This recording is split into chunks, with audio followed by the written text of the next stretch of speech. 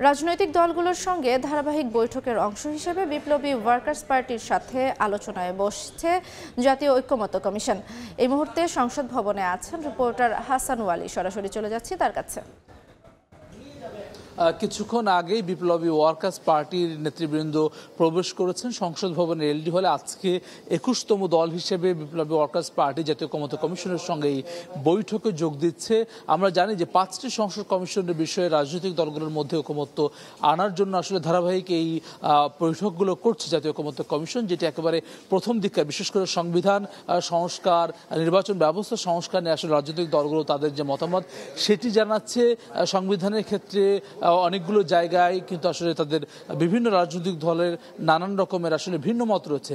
সেই জায়গাগুলো কিভাবে ঐকমত্যের জায়গায় আসতে পারে সেটি নিয়ে আসলে কাজ করছে জাতীয় ঐকমত্য কমিশন। এবং আমরা দেখেছি বিপ্লবী ওয়ার্কার্স পার্টির সাধারণ সম্পাদক সাইফুল হকের নেতৃত্বে একটি প্রতিনিধি দল প্রবেশ করেছেন। এর আগে জাতীয় ঐকমত্য কমিশনের সহসভাপতি অধ্যাপক আলী রিয়াজও কিন্তু প্রবেশ করেছেন। সকাল 10টায় এটি আনুষ্ঠানিকভাবে শুরু হচ্ছে এবং এর মধ্য দিয়ে আসলে আজকে 21তম দল হিসেবে জাতীয় বিপ্লবী ওয়ার্কার্স পার্টি এই বৈঠকে অংশ নিল।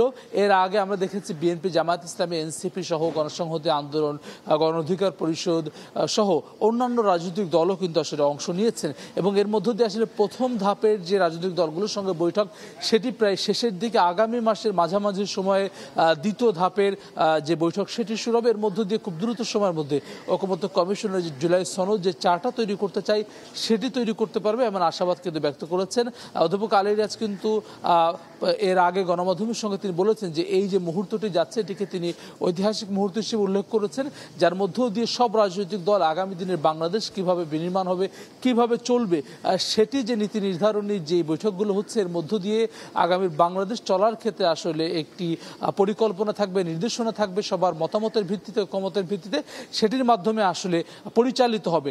সেটি কিন্তু আসলে মানুষ, তারা বলছেন যে মানুষের যে আকাঙ্ক্ষা সেটি তারা পূরণ করবে।